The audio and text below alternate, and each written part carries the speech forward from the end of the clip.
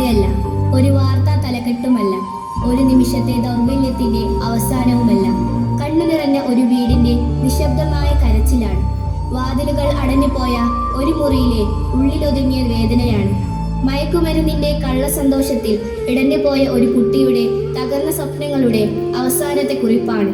ജീവിക്കാൻ ആഗ്രഹിച്ചിട്ടും ആരോടും തുറന്നു പറയാൻ കഴിയാതെ ഒറ്റപ്പെട്ടു പോയ ഒരു കുഞ്ഞിന്റെ ആത്മാവ് ഇന്ന് നിങ്ങളോട് സംസാരിക്കുകയാണ്.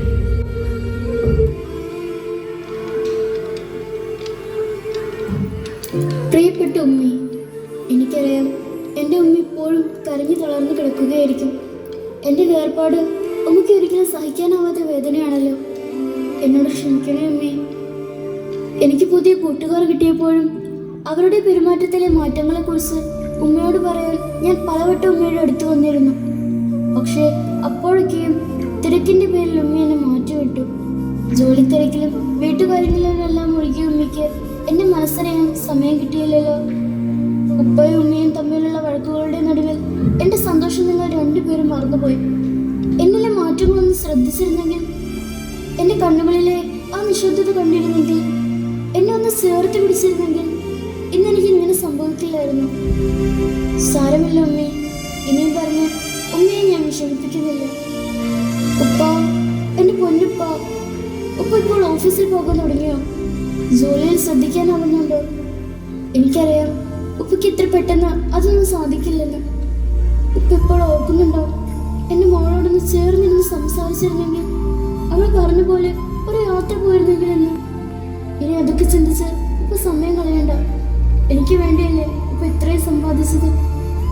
പക്ഷെ ഇപ്പൊ എന്തിനായിരുന്നു നമുക്ക് ഇത്ര സമ്പാദ്യം? എൻ്റെ കൂട്ടുകാർ അവരുടെ വീട്ടിലെ സന്തോഷങ്ങൾ പങ്കുവയ്ക്കുമ്പോൾ എനിക്കുണ്ടായിരുന്നത് ആവശ്യത്തിലധികം പണമായിരുന്നു. അതാണ് എന്നെ ലഹരിയുടെ ലോകത്തേക്ക് തള്ളിയത്. പിന്നെ അതില്ലാതെ എനിക്ക് ജീവിക്കാൻ കഴിയാത്ത അവസ്ഥയായി. ലഹരിയുടെ കള്ളസന്തോഷം ഒരിക്കൽ അനുഭവിച്ചാൽ അതിൽ നിന്ന് തിരിച്ചു കയറാൻ എത്ര ബുദ്ധിമുട്ടാണെന്ന് അറിയാൻ ഞാൻ വൈകിപ്പോയി. എനിക്കൊന്ന് തുറന്ന് സംസാരിക്കാൻ ആരുമില്ലായിരുന്നു.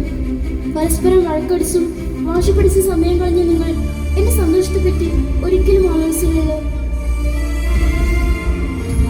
ഇനി സമൂഹത്തോട്, വ്യത്യസ്ത സാഹചര്യങ്ങളിൽ നിന്ന് വന്ന രണ്ടുപേർ ഒരു കുടുംബമായി ജീവിക്കുമ്പോൾ പ്രശ്നങ്ങൾ ഉണ്ടാകാം. പക്ഷേ പരസ്പരം വിട്ടുവീഴ്ചയും ഒത്തൊരുമയും തയ്യാറാകാതെ പോയാൽ അവരുടെ വഴക്കുകളുടെ നടുവിൽ ഞങ്ങളെപ്പോലുള്ള കുട്ടികളാണ് ഒറ്റപ്പെടുന്നത്.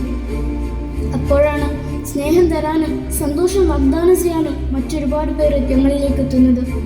തിരിച്ചറിയൂ, മക്കൾക്ക് നൽകേണ്ടത് പണം മാത്രമല്ല, സ്നേഹവും ശ്രദ്ധയും സമയവുമാണ്.